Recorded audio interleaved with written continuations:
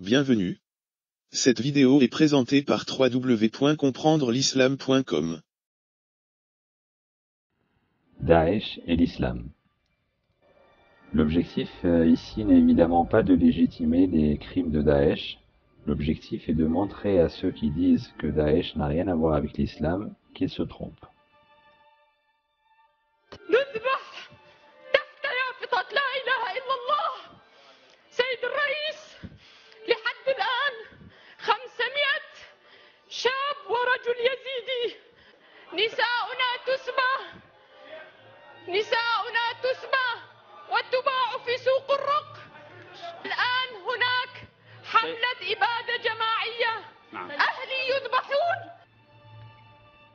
Il est certain que les groupes islamistes constituent une minorité et que les musulmans dans leur majorité sont des gens normaux, comme dans les autres religions d'ailleurs.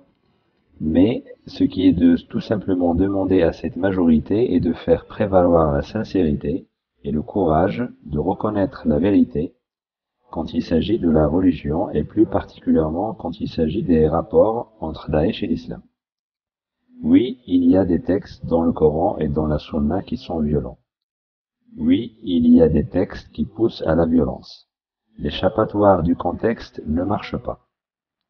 Les gens qui disent que oui, le contexte de l'époque voulait que, etc., ça ne marche pas.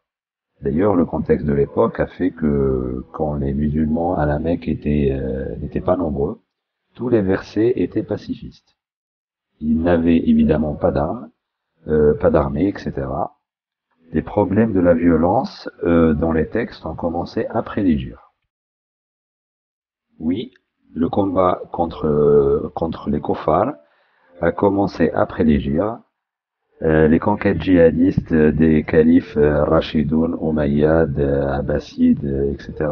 tirent leurs sources des textes d'après l'Hégire, et les actes extrémistes des groupes djihadistes aujourd'hui tirent leurs sources des textes après l'Hégire.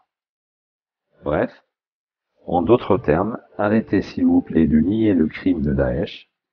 Daesh applique bel et bien les textes de l'islam, Coran plus Sunna, et c'est ce que nous allons essayer de montrer dans cette vidéo.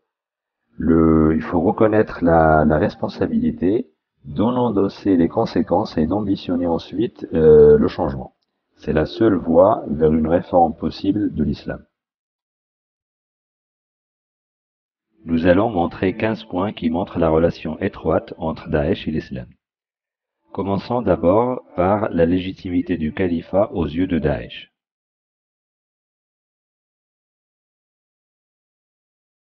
Quand le chef de Daesh a annoncé la naissance de ce qu'il a appelé l'État islamique, ou califat, il s'est appuyé sur ce hadith authentique dans Musnad Ahmed. Le hadith, comme on peut le voir en arabe, il est là, le numéro c'est 17939. Alors, une traduction rapide du hadith. Le prophète dit: la prophétie restera parmi vous autant qu'Allah le souhaitera, puis Allah mettra un terme quand il voudra. Il y aura alors un califat suivant la voie prophétique, qui vous gouvernera autant qu'Allah le souhaitera, puis Allah mettra un terme. Puis viendra une royauté injuste, dynastique, qui vous gouvernera, puis viendra une royauté tyrannique qui vous gouvernera autant qu'Allah le souhaitera. Puis viendra alors un califat suivant la voie prophétique. Donc ceci légitime la création du califat aux yeux de Daesh. Le drapeau de Daesh. Leur drapeau n'a pas été choisi au hasard. Il est noir avec un cachet au milieu composé de 3 lignes: Allah, prophète et Mohammed. Tout cela est tiré des hadiths et de la sira, la biographie du prophète. Ici, dans la sira d'Ibn Hisham, Ibn Ishaq, qui est le premier biographe du prophète, dit que devant le prophète, il y avait 2 drapeaux noirs, un porté par Ali ibn Talib, et ce drapeau s'appelait Al-Uqab, ça veut dire l'aigle. Rappelons que le drapeau de Daesh aujourd'hui, son nom est Al-Uqab, l'aigle. un autre hadith dans Sahih al-Bukhari, numéro 5540. Le hadith dit que le cachet du prophète portait 3 lignes. La première ligne comportait le prénom Mohammed. La deuxième ligne Rasoul, c'est-à-dire prophète. Et la troisième ligne Allah. C'est exactement ce qu'on voit sur le drapeau de Daesh. Daesh applique la sunna en voulant imiter le prophète.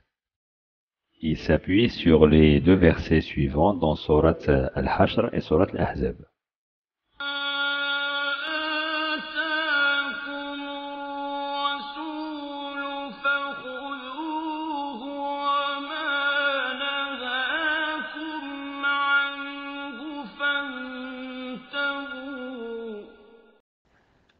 En tant que sunnite, il s'appuie aussi sur le hadith dans Sahih al-Bukhari numéro 25, qu'on voit ici. Le prophète dit, il m'a été ordonné de combattre les hommes jusqu'à ce qu'ils disent, il n'y a pas que Dieu en dehors d'Allah. Celui qui dit, il n'y a pas que Dieu en dehors qu'Allah, celui-là a protégé de moi son bien et sa vie, sauf pour son droit et son compte sera à Allah.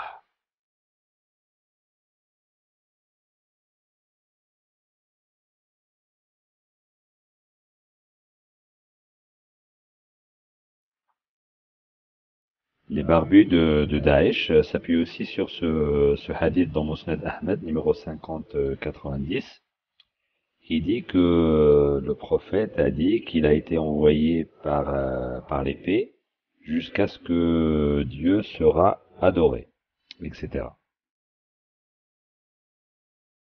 Daesh applique le jihad au nom de Dieu, comme il est scrupuleusement défini dans les livres de l'héritage islamique. Qu'est-ce que le jihad au nom de Dieu d'après la sunna? Faire le jihad au nom de Dieu, c'est combattre les non-musulmans pour diffuser sa religion. Il faut distinguer néanmoins le jihad de la demande, jihad talab, et le jihad pour repousser l'agresseur, jihad al-dafa. Le premier est fard kifaya, c'est-à-dire que si quelques-uns le font, les autres en sont dispensés. Le deuxième est fard ayn, c'est-à-dire que tous les musulmans aptes doivent le faire. En bon sunnite, les barbus de Daesh appliquent le hadith par exemple dans Sahih al-Bukhari numéro 123, qui dit que, en gros, un homme est venu voir le prophète pour lui demander ce que c'était le jihad, et le prophète répondit, celui qui combat jusqu'à ce que la parole de Dieu soit la plus haute, c'est le jihad, c'est celui-ci le jihad au nom de Dieu. Le jihad, ce n'est malheureusement pas juste pour combattre les agresseurs, comme disent les shahrouristes. Ce n'est malheureusement pas vrai, et c'est ce que disent certains savants comme Shahrour. Donc les shahrouristes sont les adeptes des nouveaux penseurs qui veulent juste maquiller malheureusement l'héritage islamique, qui ne s'inscrivent pas dans une démarche critique pour le réformer et ainsi couper l'herbe sous les pieds des futurs groupes extrémistes. Le meilleur exemple qui montre que le jihad n'est pas juste pour le combat contre les agresseurs est celui des guerres d'apostasie du premier calife Abu Bakr. En effet, l'armée du premier calife Abu Bakr avait reçu l'ordre d'aller combattre les tribus arabes qui avaient délaissé l'islam après la mort du prophète et celles aussi qui avaient décidé de ne plus payer l'aumône, zakat, directement au calife. Les membres de ces tribus n'étaient pas des agresseurs. Ici, le très célèbre Cheikh Al-Qaradawi explique pourquoi le calife Abu Bakr avait décidé de combattre les apostats, parce que selon lui, si Abu Bakr ne l'avait pas fait, il n'y aurait pas eu d'islam aujourd'hui. منذ وفاة الرسول عليه الصلاة والسلام فالوقوف أمام الردة هو الذي أبقى الإسلام. Tuer les prisonniers de guerre. Quand les combattants de Daesh tuent leurs prisonniers, ils n'inventent rien. Au contraire, ils font beaucoup moins que ce qu'a fait Khalid ibn al-Walid en 633 après Jésus-Christ, quand il a sciemment fait capturer un maximum de prisonniers à Oulais en Irak actuel pour leur couper la tête le lendemain. Les combattants de Daesh connaissent aussi le verset 67 de la sourate Al-Anfal et ses interprétations. En effet, on lit dans les tafasirs qu'après la bataille de Badr, le camp d'Abu Bakr voulait une rançon contre les prisonniers de Quraysh et celui de Omar ibn al-Khattab qui voulait les tuer avant de retourner à Médine. Finalement, le prophète choisit la rançon, mais, nous explique Tabari et d'autres exégètes, Dieu révéla par la suite au prophète qu'il aurait dû les tuer sur le champ. Dans la suite, on va entendre plutôt le docteur Amin Nejdi, qui est le vice-président du Rassemblement des musulmans de France, nous expliquer les détails de tout cela. À l'issue de la bataille de Badr, les musulmans avaient capturé combien? 70 prisonniers. Ils avaient capturé 70 prisonniers parmi les polythéistes. Et là, le prophète sallallahu alayhi wa sallam a appelé quelques compagnons, il leur a dit je veux me concerter avec vous, que pensez-vous que je dois faire de ces prisonniers-là? Omar ibn Khattab lui a dit on les prend les uns et les autres et on les tue tous. Abu Bakr lui a dit non, ce sont nos frères et il se peut qu'ils se convertissent à l'islam. Donc le mieux c'est qu'ils payent une rançon et après on les libère selon la rançon qu'ils vont payer. Le prophète sallallahu alayhi wa sallam a opté pour l'avis de Abu Bakr. Voilà, il n'a pas attendu la révélation. Donc il a donné son propre avis. Il a opté pour l'avis de Abu Bakr. Mais juste après, le Coran est venu le corriger pour lui montrer que son choix n'était pas correct. Voilà la preuve. Là, c'est une preuve directe. Allah Azza wa Jalla lui a dit un prophète ne devrait pas faire de prisonniers avant d'avoir prévalu et mis les mécréants hors de combat sur terre. Avant d'avoir prévalu sur terre. Vous voulez les biens d'ici-bas, tandis qu'Allah veut l'au-delà. Allah est patient, est puissant et sage. Donc là, il a réprimandé le prophète sallallahu sur son choix. Il l'a corrigé. Il lui a dit il fallait le tuer. Et justement, le prophète sallallahu il a dit à Omar, tu avais raison. Et le choix pour lequel j'ai opté n'était pas le bon. Posséder des esclaves sexuels après la guerre. Les esclaves sexuels après la guerre seraient halal, licites, pour les combattants musulmans. Les tafasirs exégèses dans la sourate Nisa 4.24 sont nombreuses et vont tous dans le même sens. Voici donc l'exégèse selon Tabari du verset 24 de la sourate Nisa 4 et tous les autres exégètes disent quasiment la même chose. En lisant tout cela, nous comprenons malheureusement la détresse de la femme yézidi qu'on avait vue au début de cette vidéo au Parlement irakien. Pareil, dans l'exégèse d'Ibn Kathir du même verset 4.24, au sujet de Sabaya Autas, des musulmans, donc ils ont eu des femmes captives à Autas, mais ils ne voulaient pas coucher avec elles. Ils ont demandé au prophète et le prophète donc a dit que Dieu fit descendre le verset 4.24. Il vous est interdit d'épouser des femmes déjà engagées dans le mariage, à moins que ce ne soient des captives.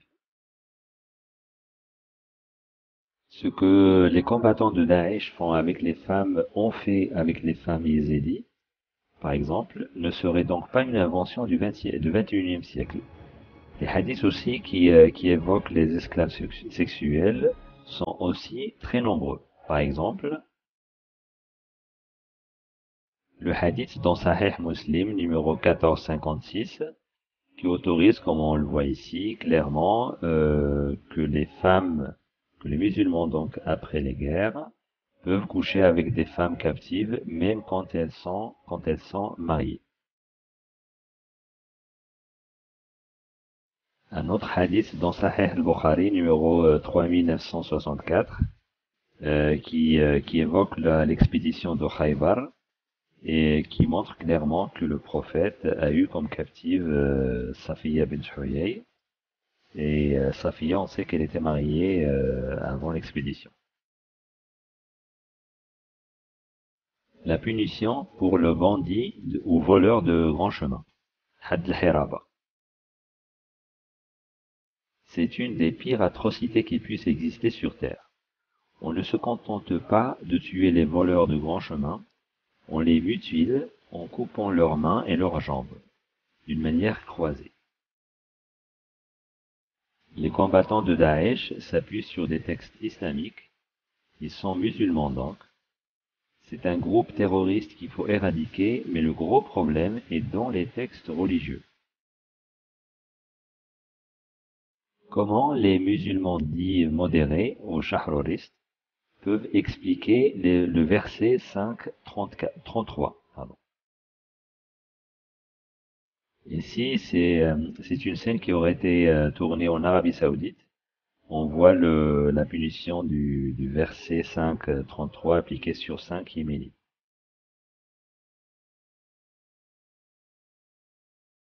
Tuer par erreur des enfants et des femmes. Quand des femmes et des enfants sont tués par erreur pendant les attaques contre les kuffars, ceci serait autorisé selon le prophète. Ceci est rapporté dans Sahih Muslim.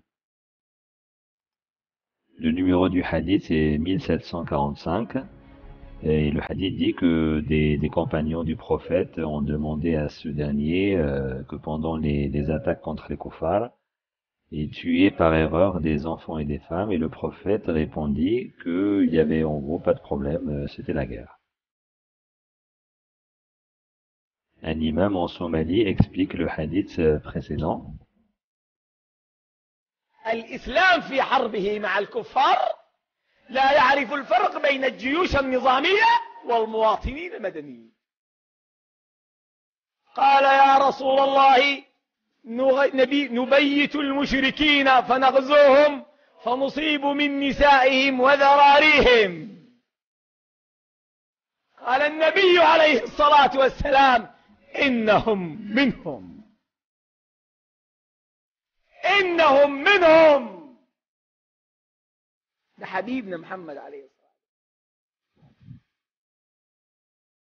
Tué pour apostasie. Plusieurs scènes d'horreur ont été filmées malheureusement par Daesh et on voit des gens tués pour crimes d'apostasie. Daesh malheureusement n'invente rien. Ce musulman en col blanc explique pourquoi il faut tuer l'apostat. Voici le sous-titrage. حد الردة ثابت بكلام الله سبحانه وتعالى في القرآن الكريم، وحد الردة ثابت بقول النبي صلى الله عليه وسلم في الأحاديث الصحيحة. في القرآن الكريم آية واضحة وضوح الشمس في سورة التوبة، قال سبحانه وتعالى يحلفون بالله ما قالوا ولقد قالوا كلمة الكفر وكفروا بعد إسلامهم.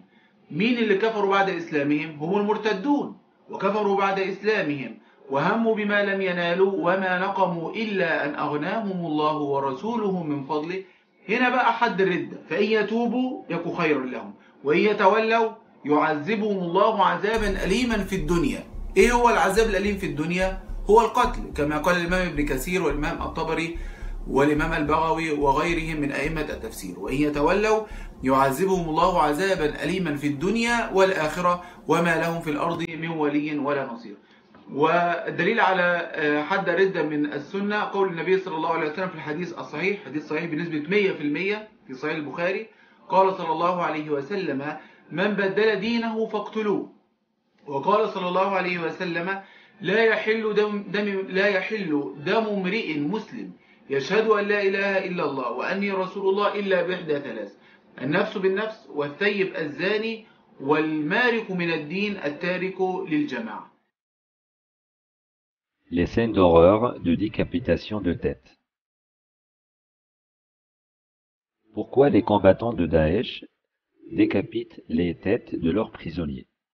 Pourquoi choisissent-ils spécialement cette méthode d'exécution? Le fameux exégète Al-Qurtubi a donné l'explication dans son tafsir du verset 4 de la sourate Mohammed. Pour lui, quand il faut tuer les kuffars, il faut marquer le coup en coupant le cou. Ceci permettrait de montrer la cruauté de l'acte d'exécution. Voici donc l'exégèse de la sourate numéro 47, verset 4.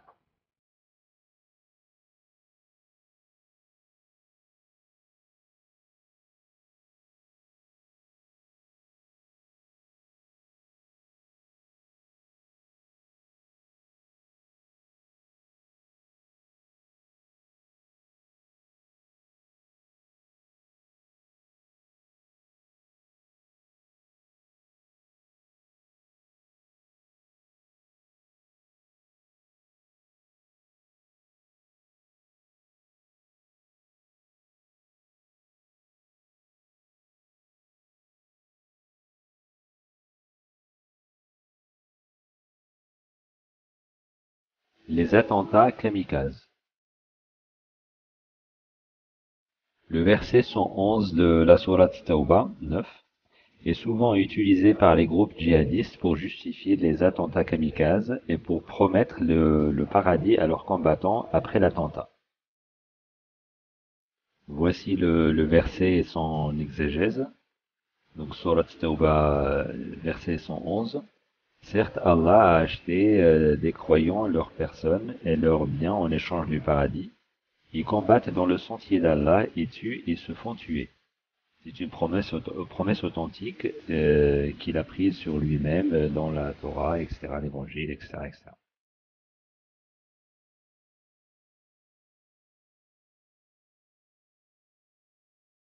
Couper et brûler les arbres des ennemis. On apprend à l'école qu'il est interdit de couper ou de brûler les arbres des ennemis. Mais selon les livres islamiques, les dattiers des juifs de Banu Nadir furent brûlés par les musulmans au temps du prophète. Daesh a fait pareil contre les chiites de la région de Baqouba en Irak. Bien sûr, ils connaissent bien le hadith dans Sahih Muslim numéro 1746 qui autorise clairement le fait de couper des dattiers des ennemis. Le dattier, en arabe, c'est nakhla ou bien layina. Et ce hadith s'appuie sur le verset dans sourate Al-Hashr, le verset numéro 5 donc de la sourate 59.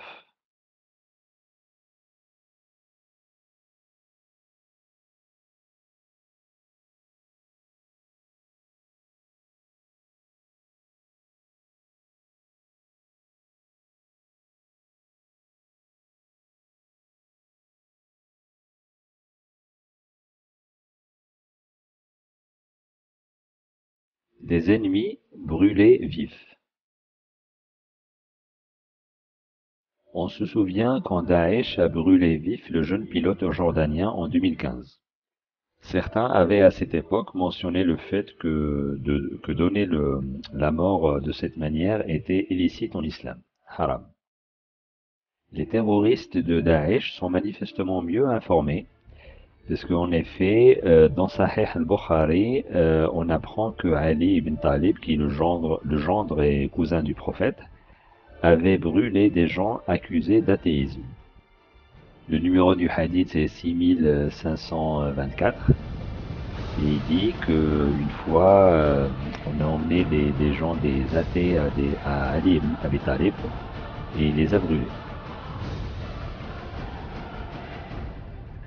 Enfin, nous allons voir le fameux testament d'Abu Bakr, le testament qui est enseigné aux enfants dans les écoles des pays musulmans et qui montrerait le côté pacifiste de la religion islam. Effectivement, tous les enfants dans les pays musulmans connaissent le hadith dit testament de calife Abu Bakr, qui conseillait à son armée de respecter ce qu'on appelle aujourd'hui les droits de la guerre. لا تخونوا ولا تغلوا ولا تمثلوا ولا تقتلوا طفلا صغيرا ولا شيخا كبيرا ولا امرأة ولا تعقروا نخلا ولا تحرقوه، ولا تقطعوا شجرة مثمرة، ولا تذبحوا شاة ولا بقرة ولا بعيرا إلا لمأكله. وسوف تمرون بأقوام قد فرغوا أنفسهم بالصوامع، فدعوهم وما فرغوا أنفسهم له.